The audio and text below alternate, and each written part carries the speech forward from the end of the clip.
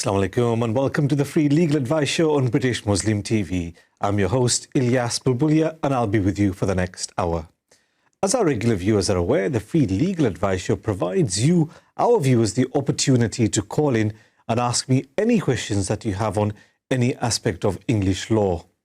On this show, I'm able to cover a vast, diverse range of matters ranging from immigration law matters, family law matters, criminal law matters. So whatever your legal questions are, please do get in touch.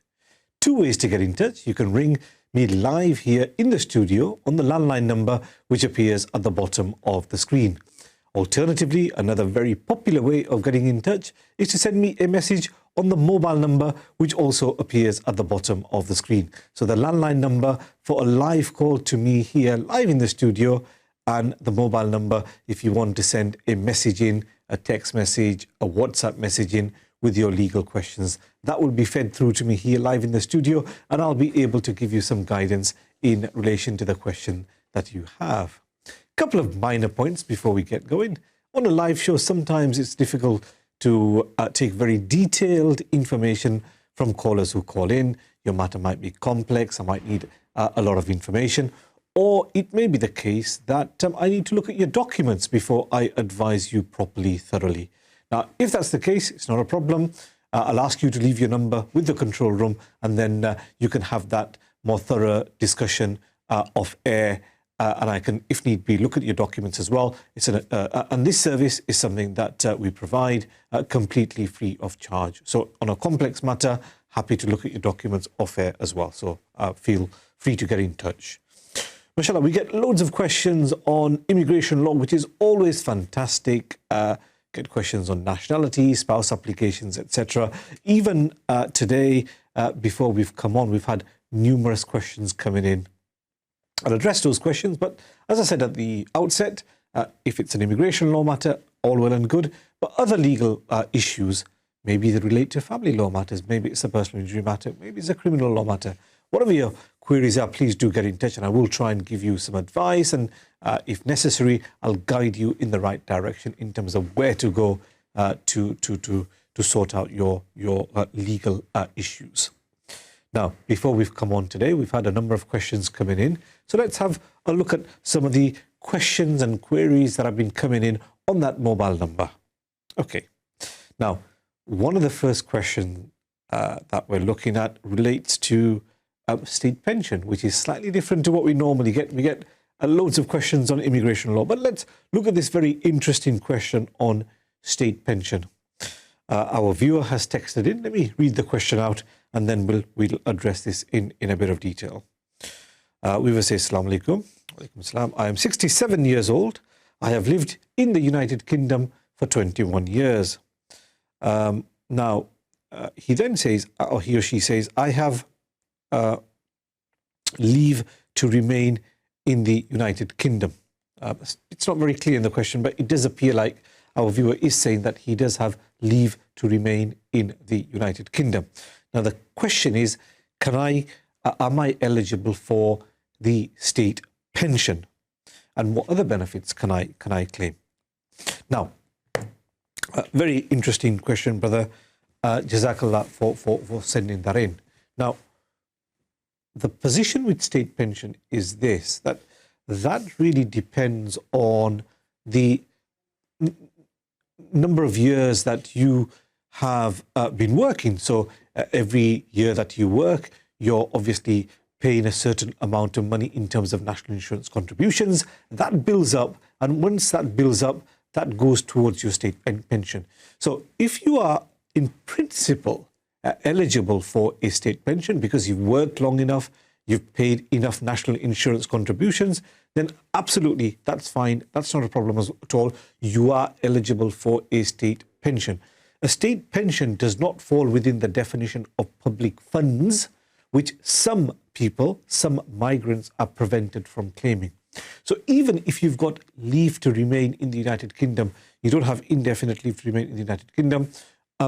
If it's the case that you have worked in the UK long enough, you've paid your national insurance contributions, if you're eligible on that front, then potentially you are eligible for a state pension.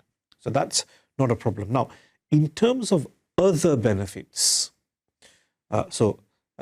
for example, if we look at pension credit, or if we look at universal credit, or any other of those kind of benefits, which are means-tested benefits, you wouldn't be eligible for those if your leave to remain in the United Kingdom has a restriction on it. If it says you are not eligible for public funds, then you wouldn't be eligible for those benefits. So certain benefits are considered to be public funds, such as state pension credit, universal credit.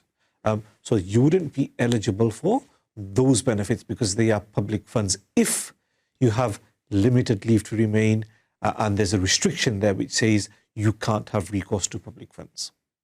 Now, state pension is different.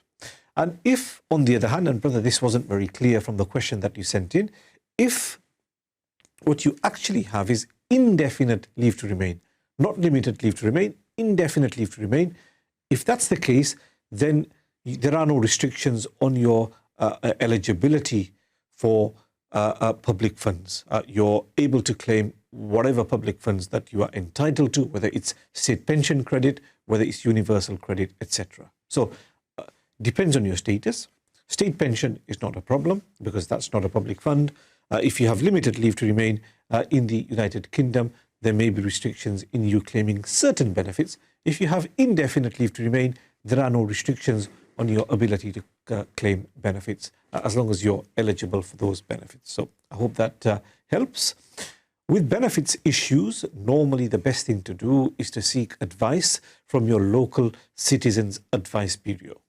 In my experience, they are normally the best placed people to advise on benefits issues. The problem with lawyers is that they don't normally specialize in benefits law. They tend to refer, certainly this is what we do, we tend to refer clients with these kind of issues to our local law centre or our local Citizens Advice Bureau. They have people who deal with benefits issues day in, day out, so they are normally best placed to advise on these kind of benefits issues. Now, brother, I hope that gives you some information, some guidance, and points you in the right direction. If you're not clear about the issues that we've discussed, please do feel free to send us a message, or please do feel free to get in touch on the phone. I'm happy to look at this with you in greater detail. Jazakallah for that message. Now, next question that's come in looks like a family law question. Let's have a look at that. Our brother says, Assalamu alaikum. Can you advise about measure orders? I am separated. I want to apply for this or to force the sale of our family home as I am homeless right now. Can I apply for a measure order without a solicitor as I do not qualify for legal aid? So what we're being asked is specifically about a measure order. Should I apply for a measure order? Now, measure orders are a type of order made by the family courts regarding when the matrimonial home would be sold. So measure orders are not the normal order that you apply for. Measure orders are quite specific. They deal with a specific scenario in terms of the matrimonial home. Now, if I give you an example, a measure order will typically say that when the children reach the age of 18 or one of the parties remarries, then the house will be sold. So there will be a trigger event which leads to the sale of the matrimonial home. So the measure order normally is where in the order there's a trigger event which leads to the order being triggered as to the sale of the property. So in your particular situation, from what you're saying, your position seems to be that you need a house right now. So there's no, you're not saying that we should wait until possibly the children reach the age of 18 or wait until either party marries or any other circumstances which need to come to fruition before the property is sold. You're not saying that. You want the property sold now. So you wouldn't then apply for a measure order. I am assuming you are legally married. You would apply for a divorce if you haven't done that already, and then you would ask for a financial order. And that would either be that the property is sold or your share is bought out by your partner. But that's the order that you go for. Now, is it something that you can do yourself? Potentially, you could do it yourself. These financial matters are normally a bit complex because it's not normally just the property aspect that you're dealing with. There may be other assets. You'd need to look at your income, your partner's income, respective financial needs, whether there are children or not. So there are quite a few issues. What I would suggest is that if finances is an issue, then what you might be better off doing is getting initial advice from a solicitor, getting them to do the initial paperwork, which gets your case onto the right track. So your divorce or your financial application is on the right track. The correct forms are filled in, the correct fee is paid, and it's on the right track. So we don't make the wrong application, such as for a measure order or anything of that nature. The right application is made. Once that's done, what you could potentially do is deal with the hearings yourself. And if you get stuck, then maybe dip in for some advice as and when necessary. That way, you will limit the amount of fees that you will be incurring, and at the same time, you'd be ensuring that you're doing the correct thing, you're following the correct procedure. That's the advice I would give. Get the case started, then deal with it yourself, but then seek advice from a lawyer as and when necessary. Hope that answers your question. We're taking a short break. Inshallah, we'll be back in the next couple of minutes. See you then.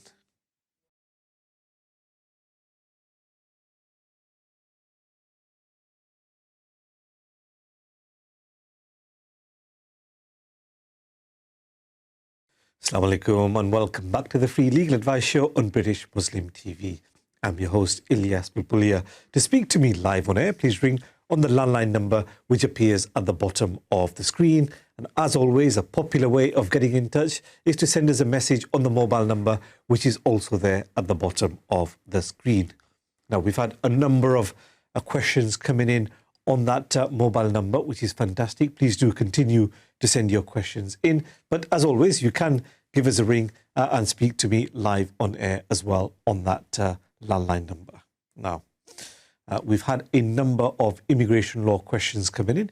Let's look at the next question that's come in. Now, our viewer says, hi, I need to extend my wife's visa in October. Okay, so not long to go. My fixed salary is 19,371, but in June we had a baby, so I had to take some time off work. So I don't meet the financial requirement anymore. I am aware I can apply under FLRFP application. What is the process? Okay, so obviously wife is currently here on a spouse visa, and this is an issue that comes up quite regularly when you come to extend the spouse visa or when you come to apply for indefinite leave to remain. There are a number of requirements which need to be met. One requirement is the financial requirement. And as you are no doubt aware, from looking at the question, it looks like you are familiar with the issue. Normally, you need to show that you are earning £18,600 per annum. And what you've said is that you are on a fixed salary. So you're not hourly paid, you're on a fixed salary. Now, the problem with fixed salary employment is that if your income dips in a particular month, within the 6 months prior to you submitting the application, it does cause a problem because the Home Office normally looks at the lowest salary you've received in any of the 6 months prior to you submitting the application. So if you normally get, let's say, £1,600 gross every month, there comes a month where you only get £1,000. The problem with being on a fixed salary is that the Home Office will take your income as being £1,000 a month. So there is that is where the problem is. Now,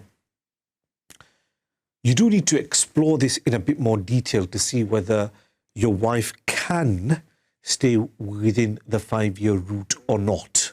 Because, okay, you do mention the other process, the FLR-FP process, and I'll come on to that. But what I do advise is that you look at this issue properly to see whether potentially you can come within the 5-year route or not. It's only if you can't come into the 5-year route should you look at the FLR-FP 10-year route. So what do you need to look at to see whether you can stay within the 5-year route or not? You can look at whether there might have been a month where the income's dipped. If you've taken parental leave, paternity leave, then it doesn't matter. You could ignore that month when the income's dipped. If you've been on sick leave, you might be able to ignore that month and rely on the other months.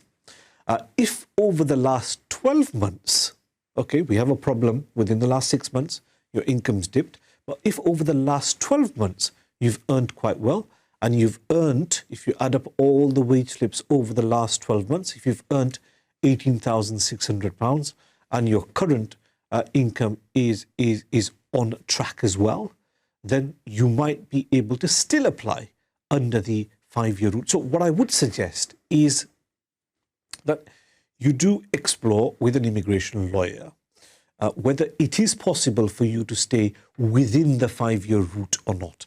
Now, if it is the case and you're advised that the position is that it's not going to be possible for you to stay within the 5-year route, then fair enough, you do need to look at the 10-year process. And as you rightly say, as you correctly point out, the application form for that is known as FLR-FP. Further leave to remain, that's what the FLR stands for. And FP is simply an abbreviation for the family and private route. So that captures a number of different routes. But let's work on the basis that you won't be able to stay on the 5-year route. Fair enough. Then you're able to go on to the 10-year route. Now, if you go on to the 10-year route, you will complete form FLR-FP. You can search for that online. The form is on the government website. There are some requirements which need to be fulfilled, as you would expect.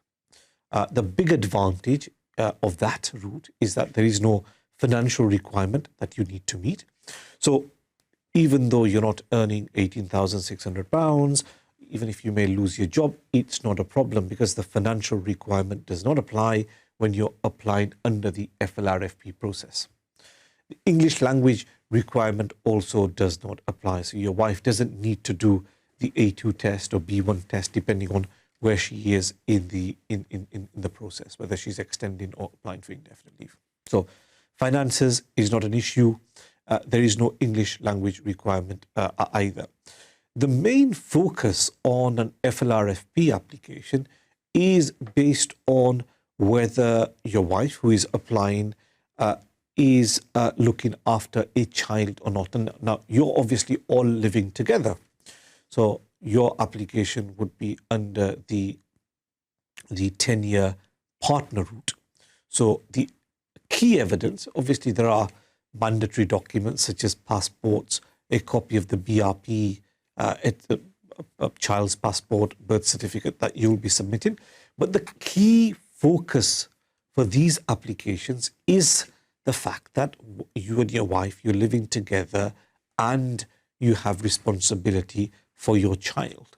So it's on that basis that the application is considered and approved. Now, how does the Home Office assess an FLR-FP application? How does the Home Office assess or how can the Home Office be satisfied that you are living together and looking after a child who's British or has indefinite leave to remain? Well, it's quite a simple process.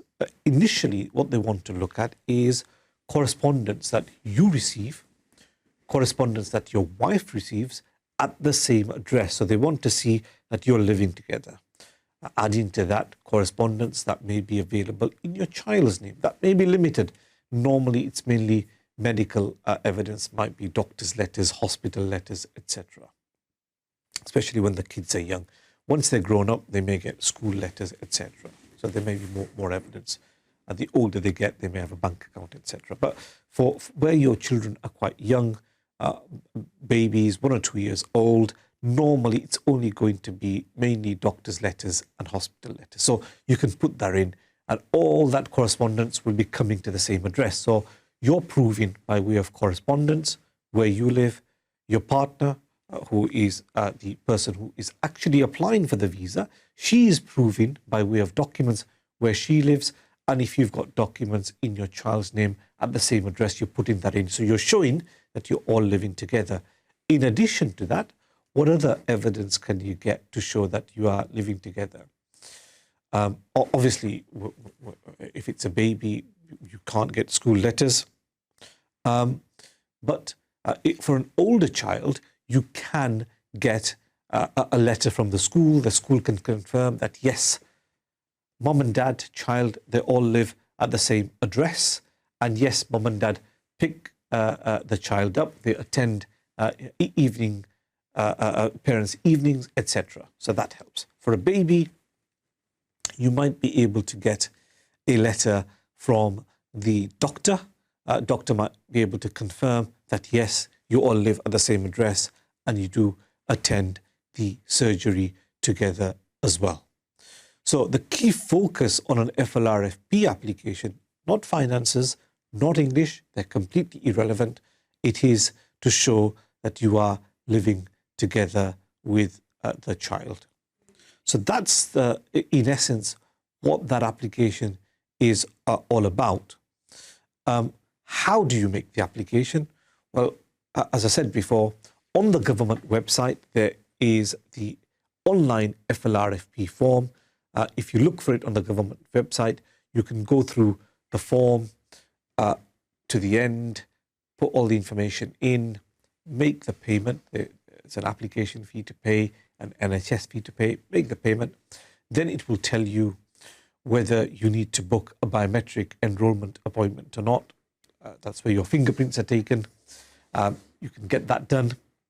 And you'll be told how any supporting documents are to be uploaded, whether you want to upload it on the government website or you want to take the physical documents in for them to be scanned at the visa center. You have a choice in terms of how you do it. So that's the process, that's the form.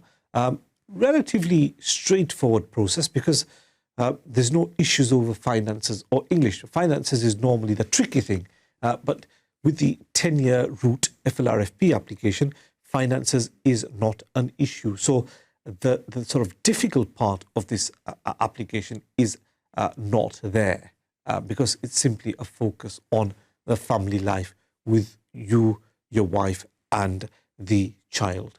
Do you need a lawyer to do that? But if you feel that you can navigate your way through the online form, potentially it's an application that you could do yourself. But as I said at the outset, I think you are of the view that you don't meet the financial requirement.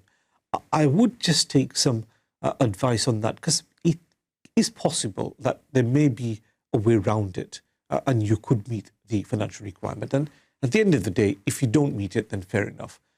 Go ahead with the FLRFP application. Now, the last point I would mention on this FLRFP application is that they take an extremely long time to be processed. If you make a standard FLRFP application, currently they are taking around 12 months to be processed. What I would advise is that if you feel that you might need to travel prior to that, that you do use the priority service. That way you can get it all wrapped up within a couple of weeks. You get a decision straight away after you do your biometrics within 24 hours normally. It does cost more. There is an additional fee of £800, but if you feel that it's going to be difficult for you to wait 1 year for your decision, you should use the priority application. Hope that answers your question. Taking a short break. We'll be back in the next couple of minutes. See you then. Assalamu alaikum.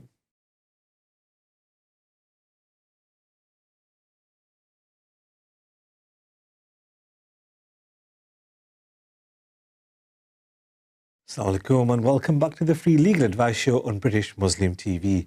I'm your host Ilyas Bulbulia. To speak to me live on air, please ring on the landline number which appears at the bottom of the screen.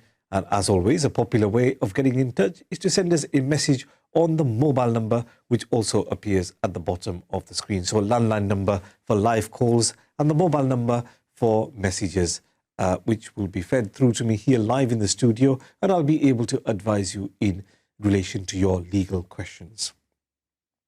We've had a number of questions coming in. Let's look at the next question that's come in. Immigration law, always a popular topic. The next question is also an immigration law question. Now, brother who's sent a message in says as follows. I want to ask about a spouse visa. I am in Pakistan. My wife lives in the UK. She is British. And she will be sponsoring me to come to the UK.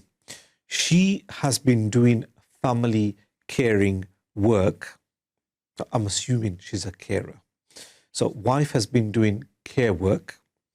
How long does she need to be doing care work before she is able to sponsor me to come to the United Kingdom? Fair enough. I understand that. Interesting question. Basically, the position is that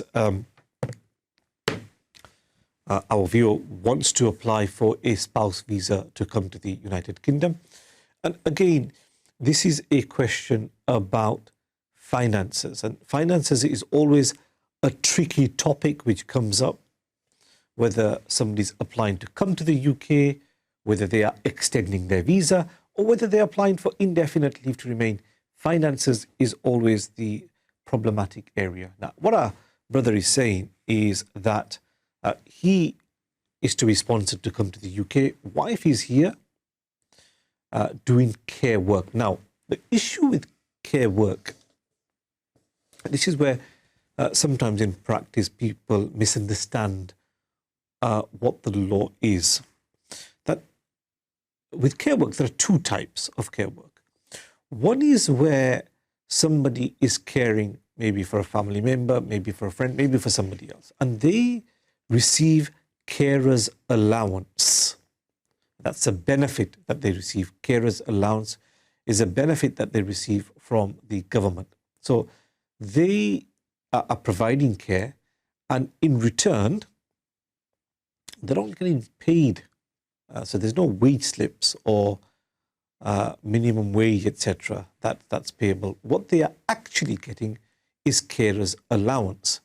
Now, where they are receiving carer's allowance, the advantage of that is the 18,600 rule does not apply. So you don't need to show 6 months of wage slips showing that your wife is earning £18,600 per year. That doesn't apply. If she is actually receiving carer's allowance, she is exempt from that part of the financial requirement. So it does make your application much easier.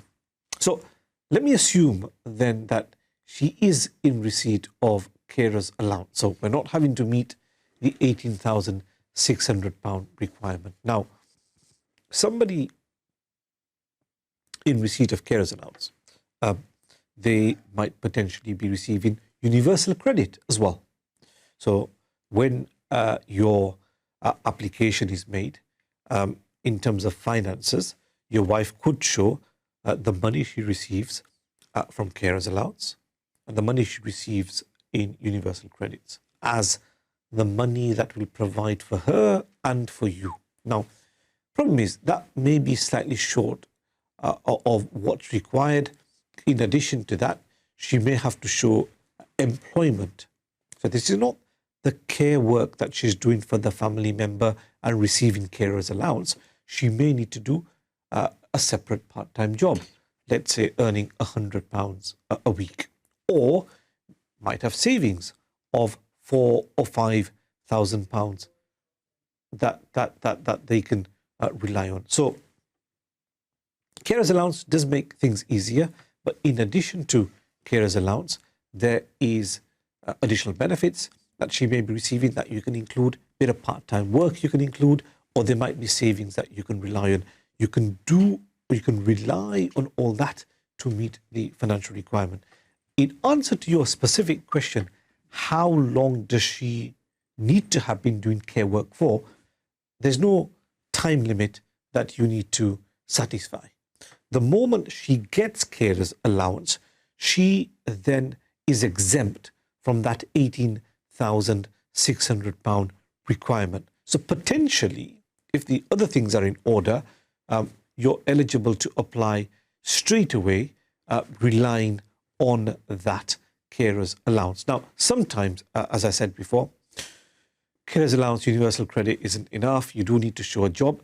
If you have to show a part-time job, this is just an example. If you do have to show a part-time job, how long do you need to be doing that part-time job for? There's no need for that part-time job to have been held for 6 months. Even if that job has been held for a month or 2 months, you can still apply. That's the great advantage where your sponsor is in receipt of carer's allowance. Now, if it's the case that she is working as a carer somewhere, but she doesn't get carer's allowance, she is, let's say, working for a care agency or a care home, that is normal employment, and the normal rules in relation to finances applies. So she will need to be earning £18,600 per annum if it's that kind of care work, paid care work for a care home, for an agency, etc. That's normal employment. The normal rules apply for that.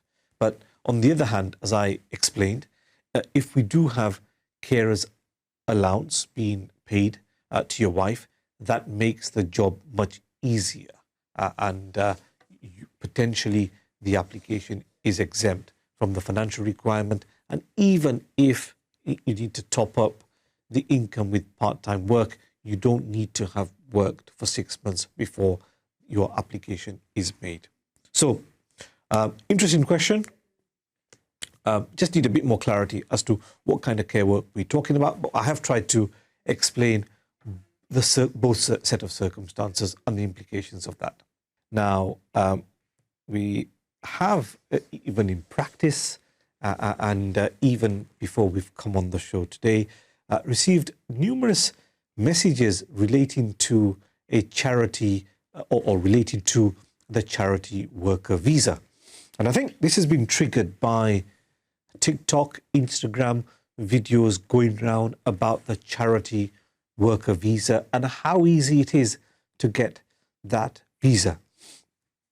In practice, immigration lawyers have been getting numerous questions on the charity worker visa, saying, oh, can we apply for a charity worker visa for our relative who may be in India, Pakistan, Bangladesh, wherever. And I think it's because some of these videos have gone viral relating to charity worker visas. Now, the problem is this, that these kind of visas, charity worker visa, skilled worker visa, they have been around for a long, long time. I know the skilled worker visa, the work permit route, has been made much easier. But the charity worker visa has been around for the last 5 to 10 years, for a considerable period of time. And it's only now that people are becoming aware of it. Now, the problem with this visa route, or I should say, one of the main requirements of this visa route, is that there has to be a charity who is registered with the Home Office to employ migrants. it has to be the charity that is sponsoring people to come to the United Kingdom from abroad. So it's not that anybody can just decide to come to the United Kingdom as a charity worker. That's not how it works. You can't just apply to come to the United Kingdom to carry out charity work. That's not how it applies. There has to be a registered charity, which is also registered or has a license from the Home Office to employ migrants. It is that charity which actually sponsors their workers to come to the United Kingdom on a temporary basis. So it's the charity that's the sponsor. That's where the process starts. In the same way that you have businesses in the United Kingdom who sponsor workers to come and work for them, maybe work in their factory, work in their business, whatever it is. So the process starts from the organization taking the lead. The organization which is registered has authority to employ migrants, has authorization to employ migrants. It's that organization, whether it's a charity or the business, that's sponsoring people to come to the United Kingdom. You can't just have somebody who applies and says, I want to come to the UK and undertake charity work. That's not possible. So numerous questions coming up on this charity worker visa that has been around for many, many years. But it seems to have been misunderstood because of the way these TikTok clips or Instagram clips have been circulated. It seems to have been misunderstood. What hasn't been emphasized is that you cannot just decide to come to the UK as a charity worker yourself. You have to be sponsored by a charity. And so, common sense, the charity that is registered, is licensed to employ people from abroad, will sponsor people that benefit their organization, who can come and help with their organization. But individuals can't just decide to apply themselves without that sponsorship. Hope that clarifies that issue. We're taking a very short break. We'll be back in the next couple of minutes. See you then. Assalamu alaikum.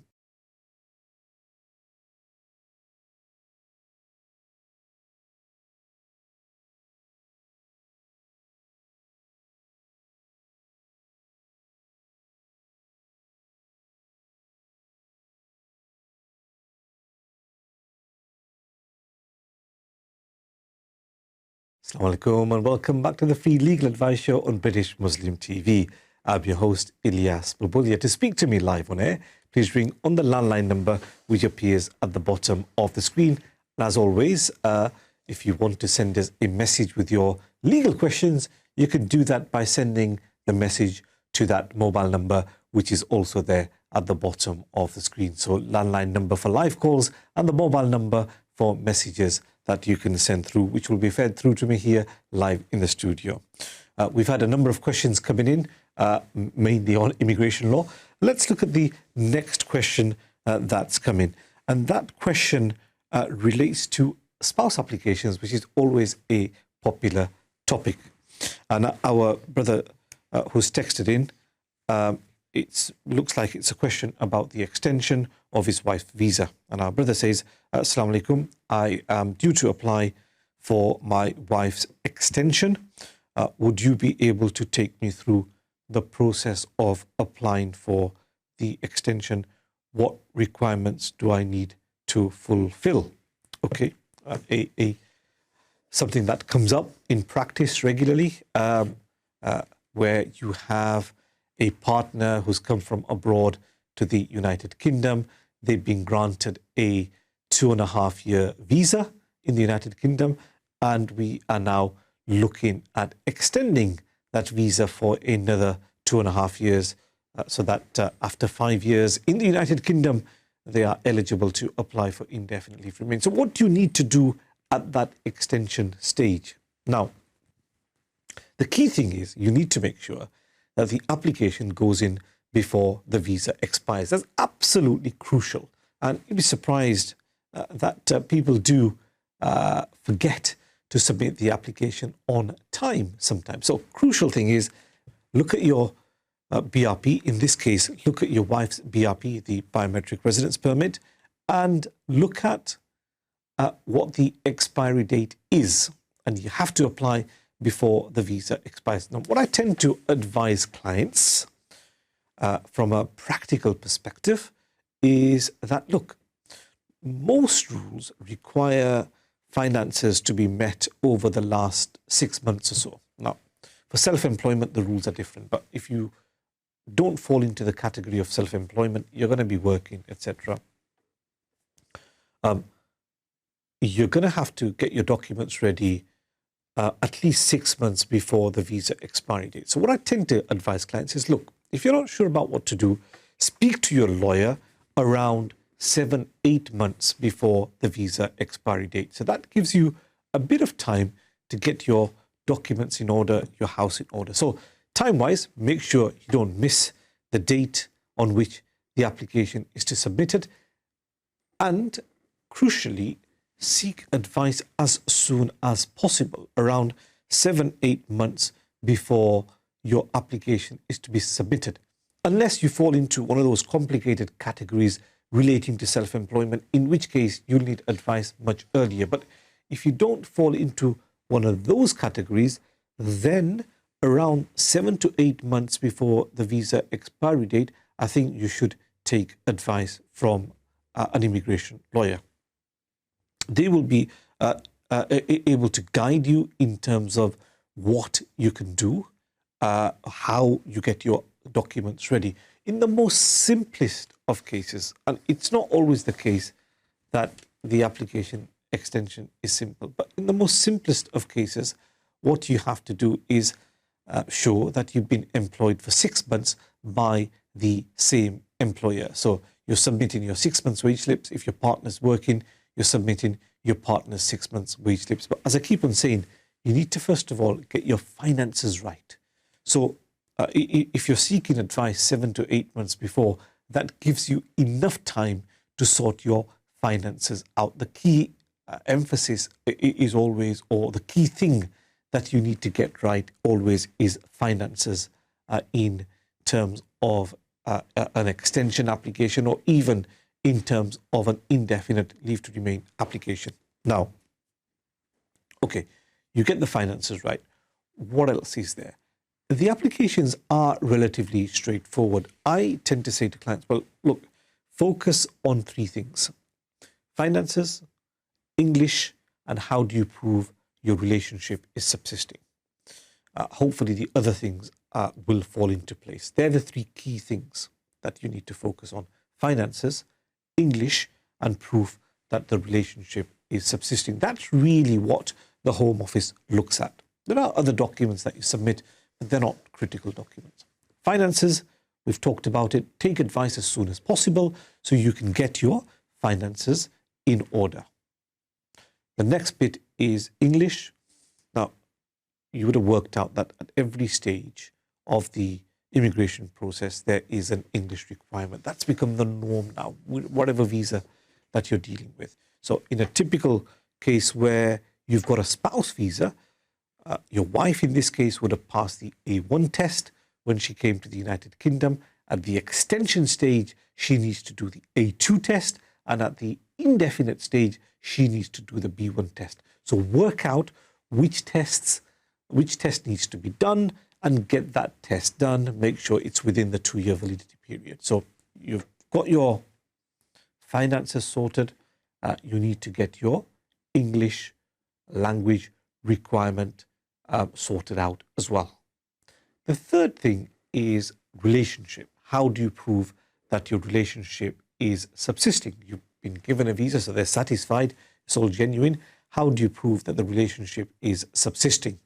Well, in answer to one of the previous questions, as I said, you just need to show that you've been living together at the same address, and slightly different from what you would have done initially when you applied for a spouse visa. when you initially applied for a spouse visa, the way you would have proved the relationship is to show pictures together, wedding pictures together, other casual pictures together, such as selfies, etc.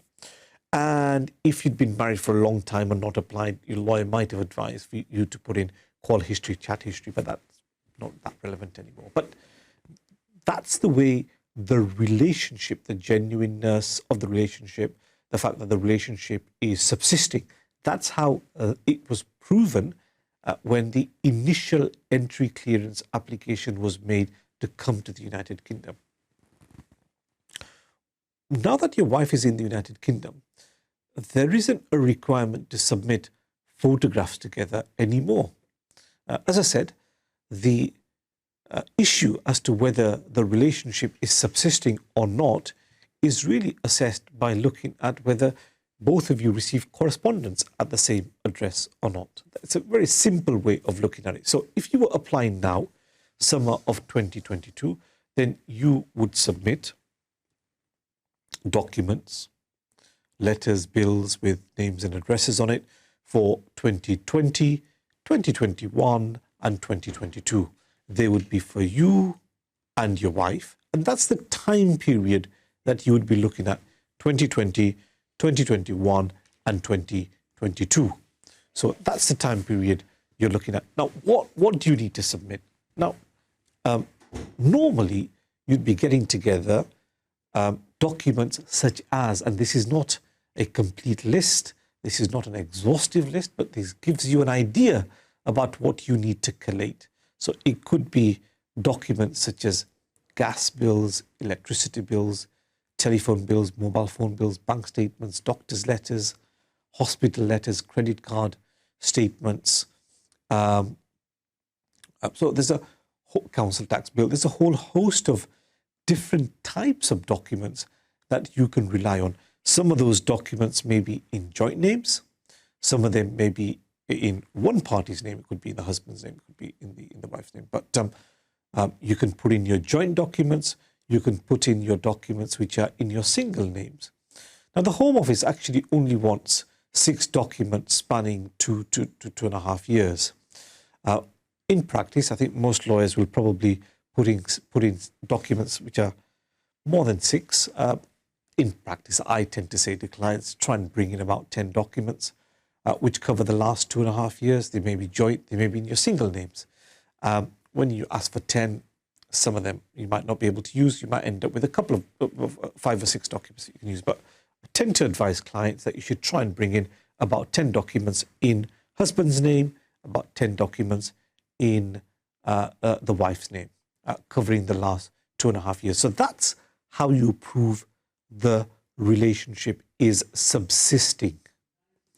So in essence, when you're looking at an extension visa, an extension application, or when you're looking at indefinite leave to remain, to make it easier, focus on these 3 things: finances, English, and proof that you're living together. Now, if your documents are in order, you'll make the standard FLRM application.